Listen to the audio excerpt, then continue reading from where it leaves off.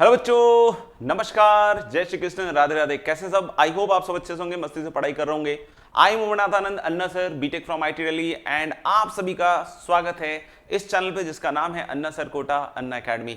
बच्चों, आज का वीडियो उन बच्चों के लिए बहुत इंपॉर्टेंट रहने वाला है जो JEE 2023 का एग्जामिनेशन अभी लिखने वाले हैं। और अभी भी बहुत सारे लर्नर, बहुत सारे स्टूडेंट्स ऐसे हैं जिनको इस बात में बहुत प्रॉब्लम आ रही है कि सर शिफ्ट 1 तो बहुत अच्छा निकाल पा रहा हूं, लेकिन कहीं ना कहीं शिफ्ट 2 में 20 से 30 नंबर मेरे कम हो जा रहे हैं और मुझे नहीं समझ में आ रहा है कि इस प्रॉब्लम को कैसे सॉल्व करें। तो जी हां दोस्तों, इस वीडियो में आज हम इसी के बारे में बात करने वाले हैं कि कैसे हम शिफ्ट सेकंड में अपना ऑप्टिमम निकालें। यानी कि जो 9 से 12 और 2.5 से 5.5 वाला शिफ्ट है, बहुत सारे बच्चों की, मेजॉरिटी ऑफ द बच्चों की शिकायत होती है कि 9 से 12 वाला तो सर शिफ्ट में बहुत अच्छा निकाल पाता हूं, लेकिन 2.5 से 5.5 में कुछ ना कुछ ऐसा हो जाता है जिसमें मेरा पहले वाले शिफ्ट से, हालांकि पेपर का जो नेचर है, जो लेवल है, वो सेम रहने के बावजूद मेरा 20 से 30 नंबर सर कम हो जाता है। और कहीं ना कहीं 20-30 नंबर जो है वो अपने आप में बहुत बड़ा स्कोर है फॉर JEE एडवांस रैंक। और आपको पता है कि लास्ट में जाकर तो एक एक नंबर, 2-2 नंबर पे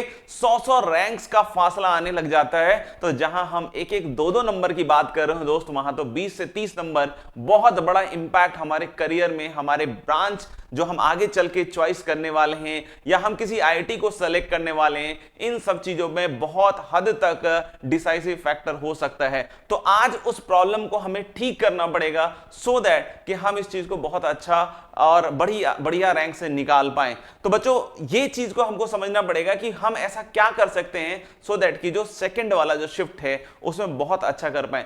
हालांकि इस वीडियो को देखने के बाद आपको यह समझ में आ जाएगा कि आपको क्या क्या चीजें करनी चाहिए, और अगर आपने उस पर अमल किया तो मेरी 100% गारंटी है, क्योंकि इस चीज को बहुत सारे स्टूडेंट्स ने यूज किया है और बहुत सारे बच्चों ने इस तरह का यूज करने के बाद चीजों को अच्छा भी किया। हालांकि कुछ स्टूडेंट्स ऐसे भी होते हैं जिनका शिफ्ट 1 जो है शिफ्ट 2 के कंपैरिजन में थोड़ा गड़बड़ हो जाता है। तो अगर ऐसा भी कोई स्टूडेंट मेरे चैनल पे है तो जरूर लिखकर बतलाएं सो दैट कि मैं उसके बारे में भी कुछ अगले वीडियो में उसको जरूर गाइड कर पाऊं।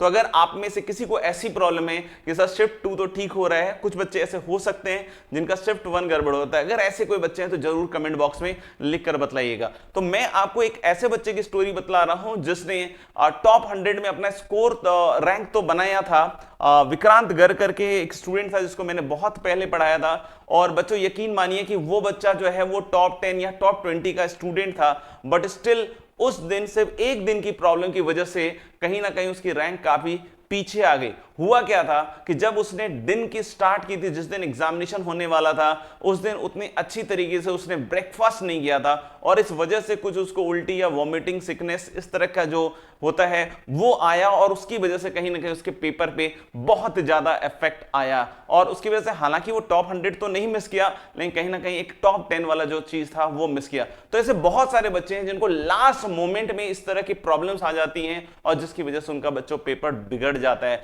बहुत सारे ऐसे बच्चों को तो ड्रॉप तक लेना पड़ जाता है अगले साल के लिए अगर वो क्लास 12th में होते हैं। तो इस तरह की प्रॉब्लम से हमें बचना चाहिए, हमें अपना उस दिन पूरा ख्याल रखना चाहिए, क्योंकि हमने पढ़ाई का ख्याल तो बच्चों 2 साल तक रख लिया है। कुछ बच्चे जिन्होंने ड्रॉप लिया उन्होंने 3 साल तक पढ़ाई का ख्याल रख लिया है, लेकिन ये दिन होगा या इसका पिछला दिन होगा या ये जो 2-4 दिन होंगे जो लास्ट के होंगे, उसमें हमें अपना ख्याल रखना बहुत जरूरी है। और सच्ची हमें ही परफॉर्म करना है, तो अगर हम अपना ख्याल रखेंगे तभी हम परफॉर्म कर पाएंगे। तो अगर हमारा सिस्टम मजबूत है, हमारी सोच मजबूत है, हमारी बिलीफ सिस्टम मजबूत है, तो कहीं ना कहीं हम इस तरह की चीजों से भी पार पा सकते हैं। सबसे पहले तो उन प्रॉब्लम्स को डिस्कस करते हैं कि क्या होता क्या है जिसकी वजह से ये गड़बड़ हो सकता है। जैसे कि पहली चीज तो यही होता है कि भाई एनर्जी इश्यूज आ जाते हैं कि भाई ऑलरेडी हमने 3 घंटे का पेपर कर लिया है और 3 घंटे का पेपर करने के बाद हम काफी ज्यादा एग्जॉस्ट हो जाते हैं। ऑटो में ऑब्वियस सी बात है कि हम एक JEE एडवांस के लेवल का पेपर कर रहे हैं, 3 घंटे तक पूरे फोकस के साथ हमने अपने आप को दिया और कहीं ना कहीं थोड़ा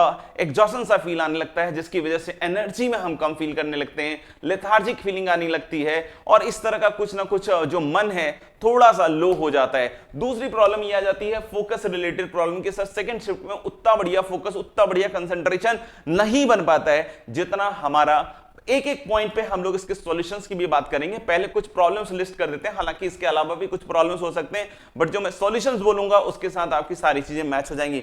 तो फोकस रिलेटेड प्रॉब्लम भी सर बहुत जबरदस्त होता है। बहुत बार हम तुरंत से फोकस नहीं कर पाते हैं, और जितना हम फर्स्ट पेपर में, फर्स्ट शिफ्ट में हम बहुत अच्छा फोकस कर पाते हैं, वो कॉन्सेंट्रेशन नहीं बैठ पाता है। तीसरा ये भी होता है कि फर्स्ट शिफ्ट बायस हो जाता है। इसमें बहुत सारी चीजें हो सकती है। फर्स्ट शिफ्ट बायस में एक चीज ये हो सकती है कि हो सकता है कि आपका पहला पेपर आपके एक्सपेक्टेशंस के अनुरूप नहीं गया हो, लेकिन पेपर कहीं ना कहीं कठिन था। पेपर कठिन होने की वजह से हो सकता हो कि आपका पेपर उस लेवल पे परफॉर्म नहीं कर पाया हो, तो आप क्या हो जाता है कि थोड़े से लो फील करने लगते हो, और कहीं ना कहीं ये लो फील जो है वो आपका पेपर के अंदर सेकंड शिफ्ट में नुकसान करके देता है आपको। तो हमको ये चीज को भी समझना पड़ेगा कि ये जो बायस्ड वाली बात है इसको भी अच्छी तरीके से, या फिर आपके दिमाग में ऐसा एक फ्लैशबैक मेमोरी आ गई जब आप कैलकुलेशन कर रहे थे पहले शिफ्ट में, और आपने कहीं ना कहीं एक छोटी सी मिस्टेक कर दी थी, और उस मिस्टेक की वजह से वहां पे आपको पेनलाइज होना पड़ा, और आपको अंदर से ये फील आ गया कि यार इस सवाल में मैंने गलती कर दी है। तो कहीं ना कहीं ऐसी चीजें भी माइंड में घर कर लेती हैं। हाँ, अगर ये थॉट्स आते जाते रहते हैं तब तक तो कोई प्रॉब्लम नहीं है, लेकिन अगर ये रिपीटेड थॉट्स अगर उस टाइम पे आ रहे हैं तो फिर कहीं ना कहीं ये प्रॉब्लम क्रिएट कर सकता है और आपको लो फील करने पे विवश कर सकता है। फिर एक चीज हो सकती है कि भाई ब्रेक्स में काफी बच्चे मिल जाते हैं, आपस में एक दूसरे के साथ बातचीत चालू हो जाती है, कहीं ना कहीं गॉसिप्स चालू हो जाते हैं, और जो सबसे बिल्कुल बेकार पेपर करके आता है बच्चा, वो बहुत ही कॉन्फिडेंस या ओवर कॉन्फिडेंस में बोल रहा होता है कि यार ये पेपर तो कितना आसान दे दिया जेईई वालों ने, इतना इजी पेपर, मैंने तो बहुत सारे सवाल कर दिए, ये कर दिया, वो कर दिया। और बहुत सारे बच्चे इससे इन्फ्लुएंस भी हो जाते हैं और कहीं ना कहीं साइकोलॉजिकली लो फील करने लगते हैं उस बच्चे के सामने, जहां पे उनको लगता है यार कि पता नहीं यार इसने तो बहुत ही अच्छा किया है। इसमें मेरा एक पर्सनल एक्सपीरियंस भी है जो मैं आपसे जरूर साझा करूंगा आगे चलकर। लेकिन बहुत बार इस तरह के गॉसिप्स होते हैं जो हमें कहीं ना कहीं सेकेंड पेपर में बहुत ज्यादा परेशान कर देते हैं। तो हमें इन सब चीजों में क्या क्या चीजें करनी चाहिए उस पर भी हमें बात करना बहुत ज्यादा जरूरी है। देखो बच्चों, एनर्जी इश्यूज की अगर हम बात करें तो सबसे इंपॉर्टेंट चीज है कि हमें डाइट का बहुत ख्याल रखना पड़ेगा। डाइट का बहुत ख्याल रखना पड़ेगा। हमें उस दिन इस चीज का ध्यान रखना चाहिए क्योंकि देखो क्या होता है कि बहुत ही साइंटिफिक सी बात है कि जैसे ही आप खाना खाते हो, खाना खाने के बाद अगर आपने अच्छा खासा भोजन कर रखा है तो बहुत ज्यादा नींद आती है।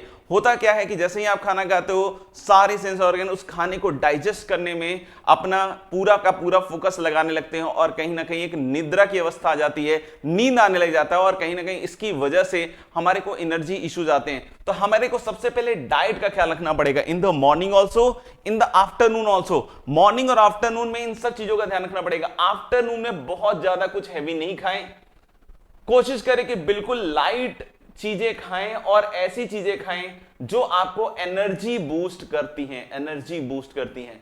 आपको पता होगा कि आपकी बॉडी क्या चीज खाने के बाद एनर्जी जो है उसकी बढ़ती है। अगर ऐसा नहीं है तो कुछ नोटिस करना चालू कीजिए इन लास्ट डेज में, सो दैट कि आपको पता चल जाए कि किन किन चीजों को खाने से आपकी बॉडी पॉजिटिव रेस्पॉन्ड करती है और किन किन चीजों को खाने से आपकी बॉडी नेगेटिव रेस्पॉन्ड कर सकती है, so that you have a classification और आप उस दिन वही खाएं जो आपकी बॉडी को एक बूस्ट देता हो। इसमें कुछ भी हो, जैसे चॉकलेट्स हो सकते हैं कि ऐसे कुछ चॉकलेट्स होते हैं जो आपके एनर्जी लेवल को तुरंत से राइज कर सकते हैं, बनाना हो सकता है, ऐसे बहुत सारी चीजें हो सकती हैं। अगर किन्हीं के माता पिता डॉक्टर हैं तो वो भी इस वीडियो के कमेंट में लिखकर बतला सकते हैं कि और ऐसी क्या चीजें हो सकती हैं जो बच्चे उसको खाएं और उसके बाद थोड़ी सी एनर्जी उनकी लिफ्ट हो।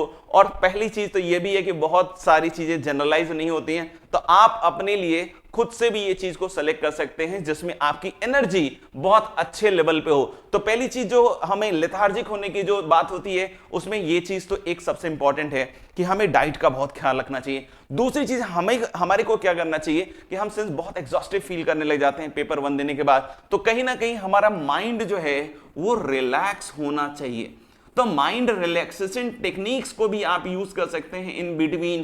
कहीं आप बैठकर इस चीज को भी कर सकते हैं कि आप थोड़ी देर मेडिटेट कर लें। आपको लग रहा है कि 10 से 15 मिनट अगर कहीं हम बैठकर कुछ छोटा मोटा नैप ले सकते हैं या हम इस तरह की चीज कर सकते हैं कि भाई हम वहां रिलैक्स कर सकते हो, तो आंख बंद करके बिल्कुल रिलैक्स करें। किसी भी चीज की परवाह मत करिए कि कौन क्या सोच रहा है, नहीं सोच रहे हैं। If you have a place जहां पे ये कर सकते हो तो जरूर अपने माइंड को रिलैक्स कीजिए, सो दैट कि हम अगले पेपर में परफॉर्म कर पाए। क्योंकि सबसे ज्यादा इंपॉर्टेंट क्या है दोस्त, कि यहां पे आपको अपने करियर की बात को सोचना चाहिए और माइंड रिलैक्सेशन टेक्निक्स को यूज करना चाहिए। आपको जो भी ऐसा लगता हो, आंख बंद कर कर, फोकस कर कर, जो भी आप माइंडफुल एक्टिविटीज करते हैं, ठीक है ना, कोई ऐसी पॉजिटिव चीज को सोचिए आंख बंद करके जो आपको एनर्जी देती है, जो आपको प्रेरणा देती है। लगता है कि यार इसको सोचने के बाद मेरे अंदर की एनर्जी बहुत गजब की हो जाती है और मैं बहुत मोटिवेटेड फील करता हूं, या ऐसी कोई भी चीज, तो आप उस 10-15 मिनट में जरूर इस तरह की कोई चीज को, माइंडफुल जो कहते हैं ना, माइंडफुल मेडिटेशन, वो जरूर करने की कोशिश कीजिए। राइट डाउन 2 to 3 इंस्टेंसेस जो आपको बहुत बढ़िया एनर्जी देती है, तो इधर के दिन में ही लिख लीजिए, सो दैट कुछ दिन आपको पता हो, उस दिन सोचना ना पड़े कि यार क्या ऐसा सोचूं कि बहुत अच्छा लगने लग जाए। हमें पहले से ये चीज सोच के जानी चाहिए। तो मेरे ख्याल से ये चीज हम लोग को जरूर करना चाहिए। फिर हम लोग जो माइंड रिलैक्सेशन एक्टिविटीज अगर उस तरह की करते हैं तो बहुत बढ़िया रहेगा। तो फोकस रिलेटेड प्रॉब्लम्स को आप सॉल्व कर सकते हैं, एनर्जी इश्यूज को आप अपने डाइट से कंट्रोल कर सकते हैं, सॉर्ट कर सकते हैं। जरूर जिनको पता हो कि क्या खाने से थोड़ा एनर्जी और बूस्ट हो सकता है other than these fruits like banana and chocolate, तो जरूर लिखकर बतलाइए, डार्क चॉकलेट या जो भी है, ठीक है ना। तो और फर्स्ट शिफ्ट बायस, तो भाई इसके लिए भी हमें ये चीज समझनी पड़ेगी कि भाई जो हो गया उसको भूलना पड़ेगा। जैसा कि मेरे पिताजी भी कहते हैं कि बीती ताही बिसार दे आगे की सुधी लई, यानी कि सबसे ज्यादा इंपॉर्टेंट है कि जो हो गया उसके बारे में तो बहुत ज्यादा सोचने पे, उसकी चिंता करने पे बहुत दिक्कत आने वाली है। समझ में आएगा? और चिंता आपको पता ही है चिता समान होती है। तो हम लोग ऐसा ना करें कि जो अगला पेपर है उसको गड़बड़ कर दें उस चक्कर में। तो यानी हमको इस चीज को समझना पड़ेगा कि अगर हमने कोई ऐसी चीज कर दी है तो यू नीड टू बकअप, अगले में कुछ नहीं करेंगे गलती। इस पॉजिटिव माइंडसेट के साथ, इस पॉजिटिव माइंडसेट से आपकी एनर्जी भी बढ़ेगी और आप गजब का काम करके दिखाइएगा। तो मेरा मानना है कि आप ये चीज जरूर कीजिए, ठीक है। दूसरी बात, हम इस चीज को और भी ओवरकम कर सकते हैं अगर हम लास्ट के दिनों में इस चीज का ध्यान रखें। बहुत इंपॉर्टेंट बात बोलने वाला हूं कि आप 9 से 12 और 2:30 से 5:30 इन दोनों टाइम पे मोस्टली काम ऐसा कीजिए जो कि कैलकुलेशन ओरिएंटेड हो। खासकर 2:30 से 5:30 के बीच में ऐसी चीजें अभी पढ़िए जिसमें खूब सारे कैलकुलेशंस करने पड़े। क्योंकि देखो क्या होता है कि 2:30 से 5:30 में हमारी कैलकुलेशन करने की एक्टिविटी जो होती है वो भी कहीं ना कहीं रिड्यूस हो जाती है। तो बच्चों इस चीज का भी ध्यान रखना है कि हमें 2:30 से लेकर 5:30 के बीच में हमें मोस्टली कैलकुलेशन ओरिएंटेड, जैसे मैथ्स हो गया, फिजिक्स के प्रॉब्लम सॉल्व करना या फिजिकल केमिस्ट्री के प्रॉब्लम सॉल्व करना, इस तरह के चैप्टर्स को ही लेना है और एक्टिवली उसमें काम करके दिखाना पड़ेगा। तब जाके उस दिन आपकी फोकस रिलेटेड इश्यूज जो हैं वो धीरे धीरे खत्म होती जाएंगी। और मेरा मानना है कि मैं जितनी भी बातें बोल रहा हूं अगर आपने फॉलो कर ली तो 100% आप अपने स्कोर को कम से कम 30 नंबर ड्रास्टिकली इंप्रूव कर सकते हैं, ड्रास्टिकली इंप्रूव कर सकते हैं। एक और चीज का हमें ध्यान रखना पड़ेगा, अब लास्ट का टाइम आ गया बच्चों, स्लीप पैटर्न का बहुत ध्यान रखना पड़ेगा। I have checked various student with various student, I have check this कि जिन बच्चों ने अपने स्लीप एक्टिविटी को सही कर लिया है, दुरुस्त कर लिया है, मतलब कि क्या कर लिया है कि जैसे अगर उसने करीब करीब वो सपोज कर लो कि 11 बजे तक सो जा रहा है रात में और सुबह 6 बजे उठने की उसकी आदत हो गई, क्योंकि अब लास्ट के डेज में आप चाहो तो 7 घंटे की नींद ले सकते हो सो दैट कि you feel very healthy, you feel very energetic in afternoon time.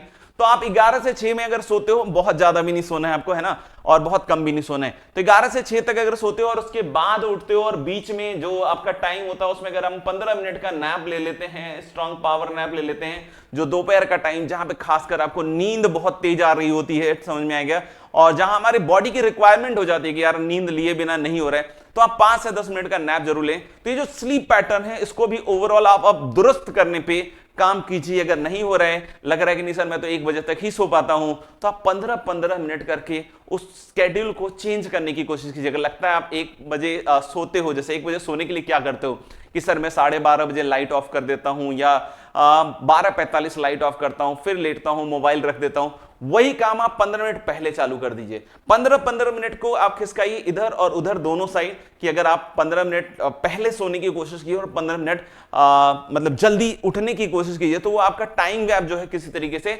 Manage हो जाएगा और धीरे धीरे आप देखिएगा कि आप 11 बजे तक भी सो पा रहे हैं। कोई बहुत बड़ा चैलेंज नहीं है, अगर आप चाहेंगे पूरी ईमानदारी से करेंगे तो डेफिनेटली ये चीज अच्छे से हो सकती है। कैलकुलेशन का काम जरूर कीजिए, कैलकुलेशन का काम जरूर कीजिए जो मैंने अभी आपको बतलाया है गाइस, है ना। और ये जो ब्रेक में गॉसिप्स हैं, ऐसे नेगेटिव लोगों से बहुत बच के रहने की जरूरत है। इसे मैंने बोला था कि मैं भी आपको एक पर्सनल अपनी बात साझा करूंगा।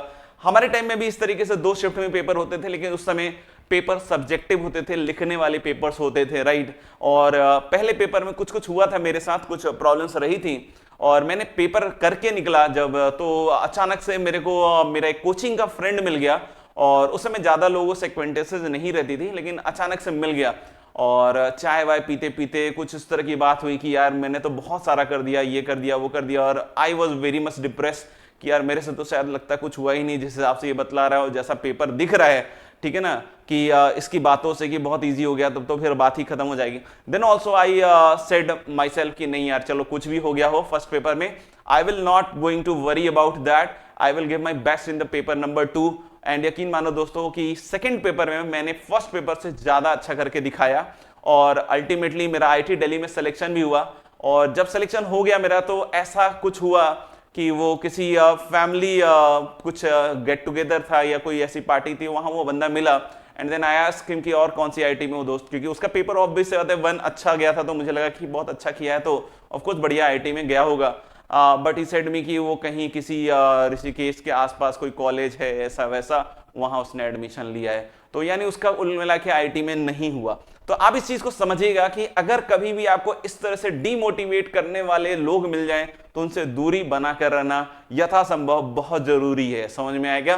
क्योंकि जितना डिस्टेंस मेंटेन करके रखोगे उतना पॉजिटिव रहोगे। तो ऐसे टाइम में बिल्कुल भी ऐसे लोगों के साथ गॉसिप्स मत कीजिए, do not gate indulge into this. उस समय तुरंत से किसी आंसर का सही होना या नहीं होना मायने नहीं रखता है, यह मायने रखता है कि हम कितना पॉजिटिव अपने माइंडसेट को बना सकें सो दैट कि हम सेकंड पेपर को बहुत अच्छा क्रैक कर सकें। तो मेरा यकीन है कि अगर आप इन सारी बातों को फॉलो करते हैं, लिख लीजिए सारी बातों को, और बिल्कुल आप 20 से 30 नंबर बहुत अच्छी तरीके से बढ़ा सकते हैं और जेईई 2023 एडवांस को आप बहुत बढ़िया से क्रैक कर सकते हैं। तो मेरे साथ वादा कीजिए, मेरे को ये बतलाइए लिखकर कि yes you are going to follow all these points, और अगर इससे आपको हेल्प मिले और अगर मेरी बातों से आपको हेल्प मिलता है तो जरूर इस चीज को भी कमेंट बॉक्स में लिखकर बतलाइए, सो दैट कि बाकी बच्चे भी इसको फॉलो कर सके और हम एक बेहतर भविष्य की तरफ आगे बढ़ सकें। थैंक यू वेरी मच, मिलते हैं अगले वीडियो में, बाय बाय।